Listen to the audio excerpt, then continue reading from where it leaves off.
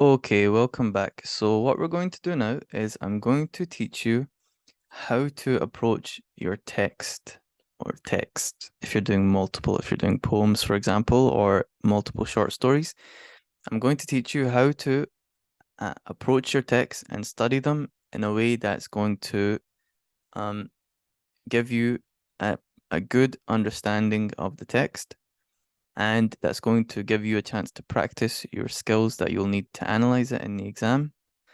And it's going to get you comfortable with both at the same time. Okay, we're going to do both of these at the same time. The added benefit of this approach is you're going to also simultaneously practice your RUAE skills, um, and you're going to see all of that now. Okay, so what we're going to do is we are going to do as follows. Okay, what you need to do first of all, okay, when you have your text, what you need to do first of all is you need to, first of all, you need to write a few things, okay, about your text. You need to write down a few things about your text. Okay, what you need to write is number one, story summary. Okay, so this is how to study Scot text. So you need to fill these categories, okay? You need to fill these categories. Okay, number one, what is the story about? You need to answer these questions. What is the story or the poem or the play? What is it about? And you just need to do it in a very simple way. So very simply, what is the text about / what happens in it? So very simply, what is the text about? Like in Jekyll and Hyde, it's a story of a scientist that wants to release his dark side. So he creates a sort of formula, a potion, a chemical mixture, drinks it, it goes wrong, dark side goes wild, starts killing people, ends up with himself dying at the end, or killing himself at the end. Okay, that's Jekyll and Hyde. Mrs. Midas story about a woman whose husband gets a magical gift of being able to turn things into gold. First, it sounds great, but then it ruins their marriage, and eventually she leaves him, and he ends up going mental or insane in the forest. She ends up alone by herself, ruins their marriage. Basking Shark by McCaig, story about a man, the speaker, in the ocean bumping into a shark. It's about how he first judges the shark as being dangerous, and he has sort of stereotypical opinions, ideas about the shark.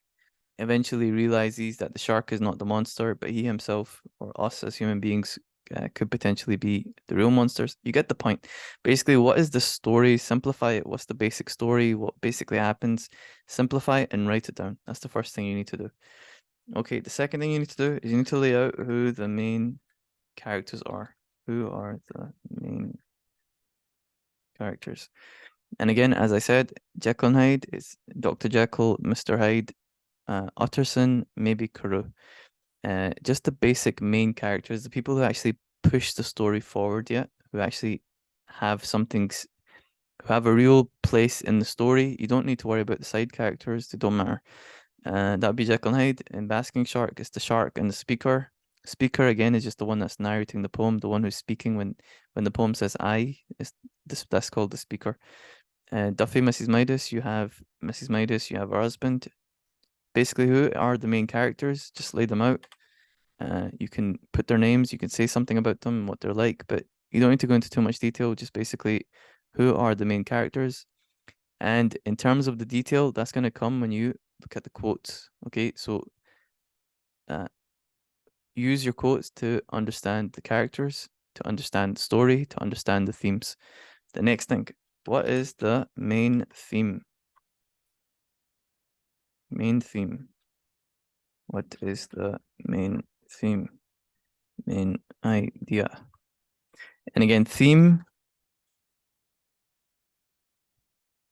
up in the text. Theme is just another way of saying main idea, main discussion point, main concern, main thing, main topic that the text is about. In Jekyll and Hyde, it's like science, science going wrong. It's about evil and good. It's about um, human beings being dual in nature, i.e., being double natured. In Mrs. Midas, it's about love. It's about broken relationships. It's about what do you call it? It's about let's see. It's about things that can look one way but have another reality. Yeah, like he has a wish that looks good, but it's different. It's not good in reality. Basking Shark, it's about judging things by the way they look. That would also be the same kind of theme for Assisi. You get the point. Yeah, basically, what is the main idea, main concern, main topic that the text is revolving around, or topics? Yeah, there might be two, could be three. Just basically, what are the top 1 to 3 main themes in the text? Write that down also. Okay, now the last thing is just going to be the setting. So where does the story slash text take place? So just what's the background? Yeah, what's around the characters? Where does the story take place? Where is the text located? In Basking Shark, it's on the ocean. In Mrs. Midas, it's the forest. It's in her house at night. And um in what else did I mention? Jekyll and Hyde, it's in London, in Victorian London. And um yes. So what is the setting? Okay. Where does the story take place? That is important to know. Okay. So once you've done that, excuse me, once you've done that, now what you can do, okay, now you are ready to take the next step, which is going to be analyzing, okay, the text uh in a very sort of specific way. And the way that we're going to do this is, before I show you how to do it, I'm going to just show you quickly the text that we're going to look at. So we're going to use Visiting Hour by McCaig as our base text. This is a poem. It's quite short. It's quite easy to understand, relatively easy to understand. Okay, so you can see here the first sort of section verse of Visiting Hour is this here. The hospital smell combs my nostrils, and so on. So what you're going to do, and this is from the work done by one of my top students, what I'm going to show you is the work that he's done in our classes together. What you're going to do, okay, is you're going to approach the text. And you do this as well if you're going to do an essay on a poem, you do the same thing. You're going to approach the text. Okay, this is especially good if you're doing a poem because you can do every line. If you're not doing a poem, if you're doing something longer like a novel or a short story, what you want to do, okay, is you want to take a few sections from each chapter.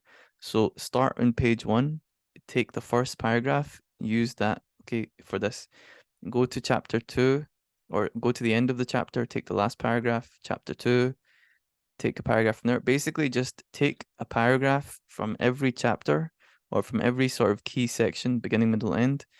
Take essentially the key quotes, okay? That's another way you could do it, take the key quotes. But basically take a key part of each sort of section of the text. If you're doing a novel, again, I would recommend just take a paragraph or two from each chapter. Maybe the first paragraph of the chapter, the last paragraph, maybe even the middle of the chapter, if it's very long. And then do that for every chapter. Or you could take some paragraphs from the beginning of the book, some from the middle, some from the end. Basically, you just need material. You just need to quote sentences from different parts of the text. Now, if it's a poem, again, you can do the whole thing, okay, because they're short. So you take one verse at a time. Okay, so what you're gonna do is you're gonna write down, you're gonna put the verse, okay, of the poem. Then what you're going to do, okay, is you're going to put in your own words the explanation of that verse. So look at the verse, and the easiest way to do it is just take a quote, okay, from what you've written, and then put it into your own words using the skills that you've learned in the RUAE section. So you can see my student here took the hospital smell, the hospital scent. Is that strong that it hits McCaig right away as he makes his way to the hospital, walking past such gloomy and dull, sick-looking wall? So he did all of this, okay? He's done all of this. You don't need to, I would recommend you do all of it. If you have time, do all of it. If you don't have time, just do a few key sections, like the hospital smell, you could do that. And then you could do green and yellow corridors. So the hospital scent combs my nostrils. This implies that the scent, yeah, the smell, the scent, the fragrance of the hospital is extremely strong. And then green and yellow corridors implies that the way the hospital looks is sort of disgusting looking, makes the speaker feel kind of sick. That would be in your own words. So do that first, in your own words. Then once you've done that, what you're going to do is you're going to take a few keywords, okay, from what you've put, and you're going to apply your word choice skills to those keywords. Like again, my student chose hospital, relates to sick and ill, also relates to people going there to get better, suggests McCaig is going to see someone that's ill, and is trying to get better. By the end of the poem, so again, word choice, word choice. And what you do, okay, is you do this for every section, like this. Look what my student did. Like this, okay, analyzing each section first within your own words, just explaining what is the section talking about, okay, and then after that, doing word choice analysis of the keywords, okay. Now, the more that you do this, okay, the more words you choose, the more in-depth you go with in your own words, the more you will understand. So I would recommend that you do as much as possible. Okay, do as much as you can. If you're doing poetry, do every line.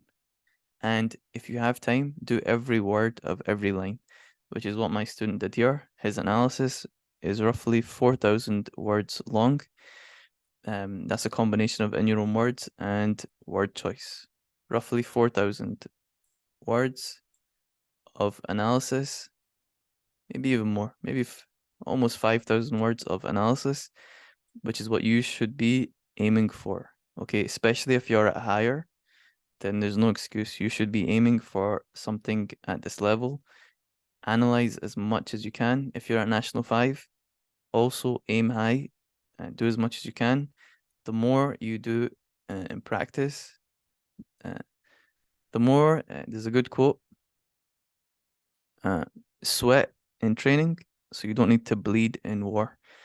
So the more you practice, the harder it is, the easier it is, okay, when you get to your exam. The harder you practice, the more intense you analyze, the more effort you put in right now. Then when you get to your exam, the more easier it is. If you've written 4,500, 5,000 words of practice, then what is answering 3 questions going to be? It's going to be easy, right? So that is how you approach studying the text. And now the next thing that we're going to do is we're going to be looking at the final question, okay, which accounts again for 8 marks at National 5 or 10 marks at higher. Okay.